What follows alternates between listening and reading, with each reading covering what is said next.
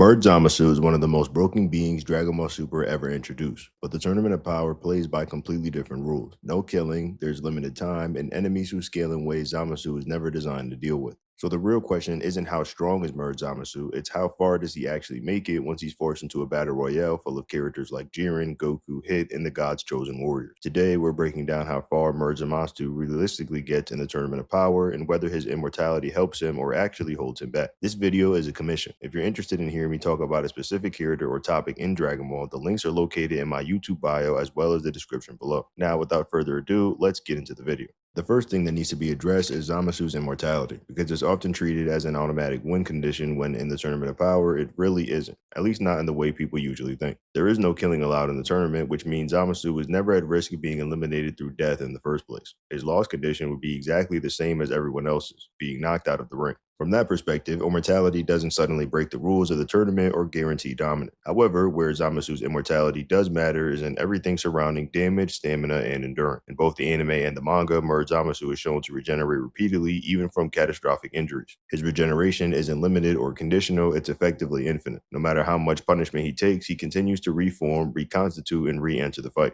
Alongside that, he displays no visible signs of exhaustion. Across prolonged battles against Goku, Vegeta, and even Vegito, Zamasu never shows meaningful fatigue despite sustaining massive damage over extended periods of time. That combination is extremely valuable in the Tournament of Power. While other fighters have to manage their stamina carefully, Zamasu does not. He can afford to trade blows, absorb punishment, and stay engaged far longer than nearly anyone else in the arena. Over time, that alone allows him to outcast a huge portion of the roster, especially lower and mid-tier fighters who simply cannot keep up in prolonged engagements. So while immortality doesn't protect Zamasu from being eliminated by a ring out, it does give him an enormous advantage in survivability. Infinite regeneration and seemingly limited stamina could mean continue fighting at full capacity far longer than most opponents would be able to. In a tournament built around endurance and attrition as much as raw power, that makes Merged Zamasu a unique, dangerous presence even before factoring in his actual strength, abilities, or combat intelligence. In this format, the conditions for Zamasu's defeat are very straightforward. He cannot be worn down, so the only way for him to lose is by being knocked out of the ring. With that in mind, it's reasonable to say that any fighter who is significantly stronger than him, especially one with superior control speed or raw output, would have a legitimate path to eliminating him under tournament rules. Immortality does not protect against ring outs, and overwhelming force alone can be enough to decide the outcome. With that framework established, we can now transition into the power scaling portion of this discussion, beginning with the anime's version of Merged Zamasu. Starting with Merged Zamasu himself, his Potara fusion multiplier is explicitly stated by Gowasu to rival Vegito's in terms of the increase it provides.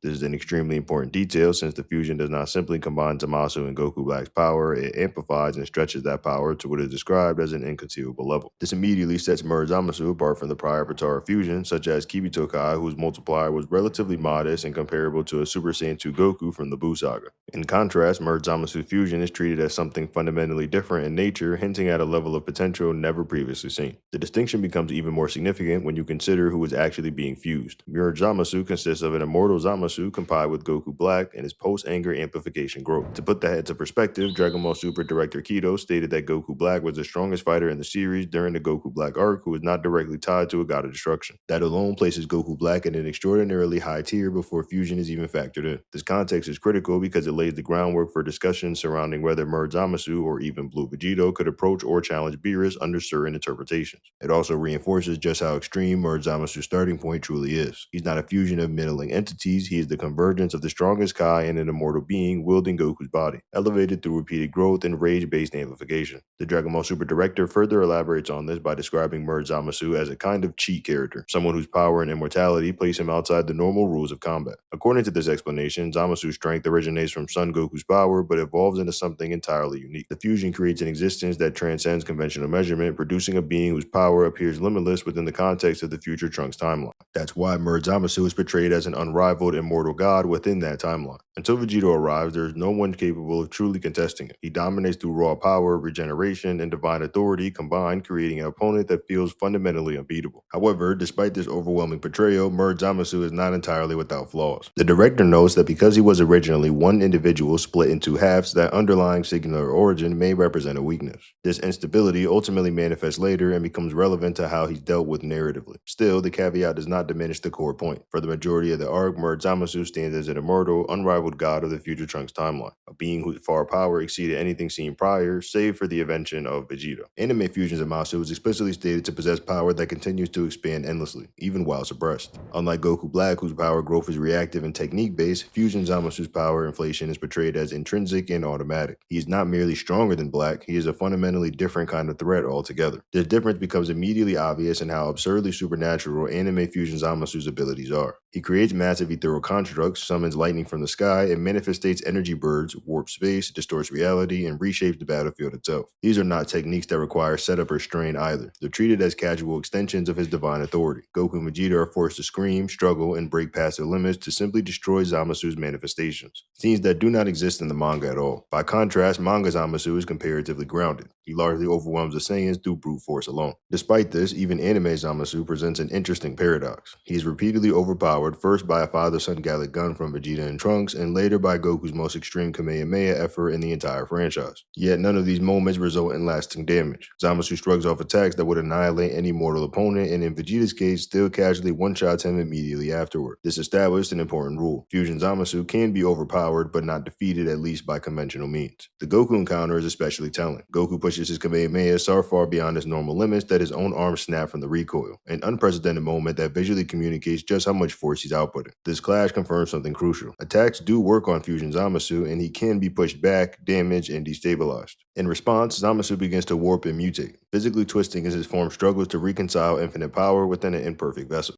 When Zamasu grabs Goku, Goku activates Kaioken to escape, landing a kick powerful enough to shatter Zamasu's halo, another symbolic indicator of the Saiyans which are reaching territory that genuinely threaten him. Interestingly, an interview reveals that the original concept for Fusion Zamasu was far more restrained. The idea was that two Super Saiyan Blue level fighters working together should be enough to overpower him. This concept is reflected early in the anime as well. Trunks and Vegeta combine attacks to simulate blue tier output, while Goku uses Kaioken to double his Super Saiyan Blue power, effectively acting as two blue fighters in one body. Under this framework, Fusion Zamasu is momentarily treated as a wall that teamwork and limit breaking can overcome. However, this idea is quickly abandoned, whether because Zamasu stops holding back or because his power growth accelerates uncontrollably. The anime escalates him beyond that initial ceiling. Very soon, even two blues or one blue multiplied are no longer enough. This is when Vegito becomes narratively necessary, confirming that Merged Zamasu has exceeded the original design parameters. This escalation has massive implications for scaling. At the absolute minimum, it confirms that Goku and Vegeta have surpassed anything resembling a Kaioken times 5 equivalent from the Universe 6 arc, which may sound strange at first, but the logic is consistent. Goku Black already surpassed Kaioken times 10 levels, and Fusion Zamasu is explicitly stronger than Black. For the Saiyans to overcome Zamasu even briefly, whether together or via Kaioken, they must have increased their baseline Super Saiyan Blue power significantly. Now, there is a debate about whether Zamasu was holding back when he first fused. If he wasn't, then Goku and Vegeta effectively experienced a fusion tier leap in power simply by breaking through their limits in response to his presence. If he was holding back, then those early moments don't reflect his true strength at all. However, given what we know about Zamasu's nature, it seems unlikely that he would deliberately allow himself to be overpowered twice in succession. After losing ground to Trunks and Vegeta, it stands to reason that he would take Goku far more seriously, and yet Goku still heavily damages him, which strongly implies Zamasu is not suppressing himself to any extreme degree at that point. Another adding layer of complexity is the fact that the directors explicitly stated that Fusion Zamasu continues to grow stronger over time. Even if the Saiyans briefly match or surpass him, the gap will inevitably reopen. This regenerative escalation is precisely why Vegito was ultimately required. Zamasu doesn't just recover, he evolves. At the same time, it's important to remember that Fusion Zamasu is not a perfect fusion. While Goku Black and Zamasu are ideologically aligned and spiritually similar, their bodies are fundamentally incompatible. Black possesses a Saiyan body refined through combat and adaptation, while Zamasu's divine body was never meant to house such power. Unlike Vegito or Kefla, whose components are physical and energetic compatibility, Zamasu's fusion is unstable from the start. This instability may explain why his initial multiplier appears inconsistent, and why his power expresses itself through distortion and mutation rather than clean amplification. It's also possible that Shin and Goasu's awe at Zamasu's endless expansion stems not just from the fusion itself, but from the latent potential of Goku Black's scythe-based abilities reaching their maximum potential.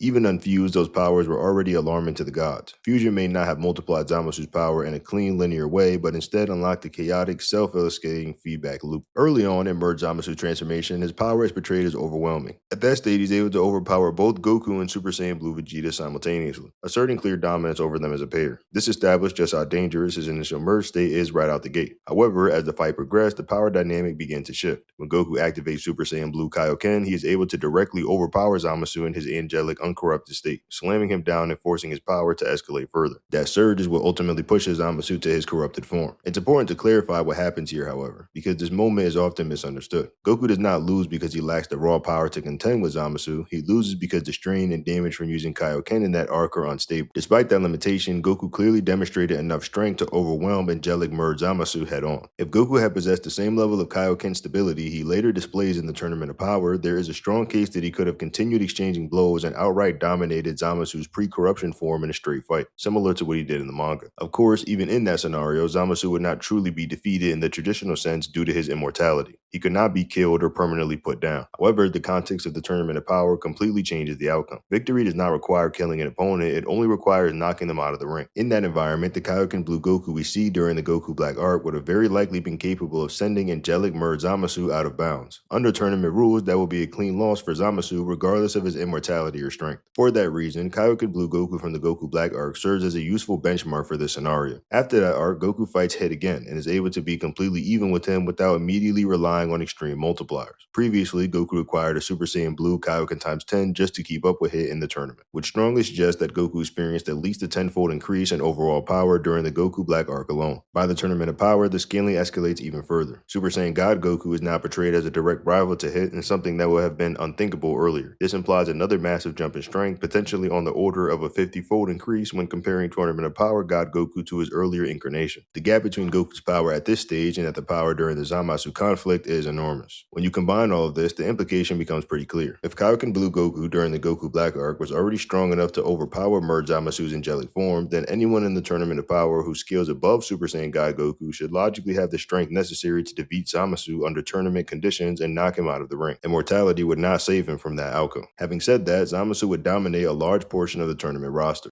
His regeneration, stamina, and raw power output would allow him to defeat most fighters with relative ease. However, he would almost certainly fall to the upper echelons of the competitors. Fighters such as Jiren, Toppo, Goku, Vegeta, Aniraza, Android 17, Golden Frieza, and even Gohan possess power, control, or tactical ability necessary to overwhelm him. Hit could also be argued as a serious threat, especially with his time cage ability, which could restrain Zamasu enough to remove him from the arena. Of course, all of this hinges on tournament rules. If this were a true life or death battle, or if knocking Zamasu out of the ring were not an option, several of these fighters would face a far more dangerous and complicated problem. Immortality combined with regeneration becomes far more threatening, which elimination is not a winnable condition. Also, any failed attempt to knock Zamasu out would also lead to him getting much stronger and eventually overpowering his opponent. But within the structure of the Tournament of Power, Merged Zamasu's ceiling is very real, and against the highest tier fighters, it is one he would inevitably hit. Now, when discussing the manga version of Zamasu, especially in comparison to the anime within the hypothetical framework of the Tournament of Power, it's important to recognize that the manga deliberately strips away much of the dramatic spectacle that defined the anime. There are very few large-scale energy clashes, fewer explosions and power escalations,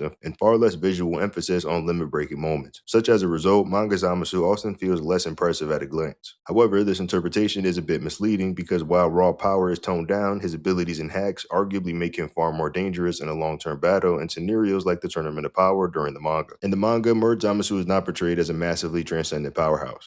Instead, he sits around the level of Master Super Saiyan Blue Goku, meaning he is absolutely elite but not untouchable. Individually, Zamasu can be pressured, damaged, and even overpowered by top-tier fighters. If the Tournament of Power were decided purely on one-on-one strength, Manga Zamasu would not dominate the field. What fundamentally changes the equation is his ability to split himself into countless versions, creating an infinite army of Zamasus. This single ability transforms him from a strong fighter into a logical nightmare. Even if each individual Zamasu clone is only around high-tier blue level, the sheer volume of bodies introduce a problem that most Tournament of Power participants simply are not equipped to solve. In a ring-out-based tournament, power alone is not enough. You need control, positioning, and efficiency. Zamasu's cloning allows him to exploit this better than anyone. If used intelligently, he would not need to win his fights quickly. He could scatter his clones across the arena, pressuring multiple opponents at once, and force fighters to burn stamina, energy, and focus on dealing with threats that simply don't stop coming. More importantly, Zamasu could conceal his original self, allowing expendable clones to take the risk of engagement while his core remains untouched. This raises a critical ambiguity, however. What actually counts as Zamasu being eliminated? If knocking a clone out of the arena counts as eliminating Zamasu entirely, then his cloning ability becomes far less useful. In that case, high-tier fighters could realistically remove him by forcing on isolating and ejecting individual copies. Fighters like Goku, Vegeta, Jiren, Android 17, Hit, Golden Frieza, Toppo, and possibly Dispo, Kefla, and Gohan would be capable of knocking a clone out with relative consistency. However, if elimination requires every instance of Zamasu to be removed from the ring, then the entire tournament dynamic dynamic collapses in his favor. Infinite cloning means infinite stalling. As long as Zamasu can continue producing copies and nothing in the manga suggests a hard limit, he could theoretically outlast every other competitor. Fighters would exhaust themselves physically and mentally, dealing with the wave after wave of opponents, while Zamasu loses nothing of value. Over time, even the strongest warriors would fall simply due to fatigue and attrition. This is why the only realistic counter to manga Zamasu is massive area of effect techniques. Someone like Jiren, who vastly outscales Zamasu in raw power, could theoretically erase all copies at once with a significantly large focused AoE. But this solution introduces its own problem, since it's fundamentally out of character for Jiren to open a match with such overwhelming force. Jiren does not immediately wipe out weaker opponents, he waits, observes, and escalates when necessary. That delay alone could allow Zamasu to establish an overwhelming board of presence. Other potential AoE options, such as the Spirit Bomb or similar wide-scale techniques, also come with limitations. They require setup, time, and cooperation, all of which are luxuries rarely available in chaotic environments such as the Tournament of Power in this case. And even then, unless the attack is guaranteed to eliminate every single Zamasu instantaneously, the problem simply resets. This is what makes Manga Zamasu uniquely dangerous despite his relatively modest power level. He is not a final boss in the traditional Dragon Ball sense, but he is a war of attrition. So in terms of the manga, he has a pretty good case to actually win the entire thing, whereas in the anime, he will stop at a certain portion.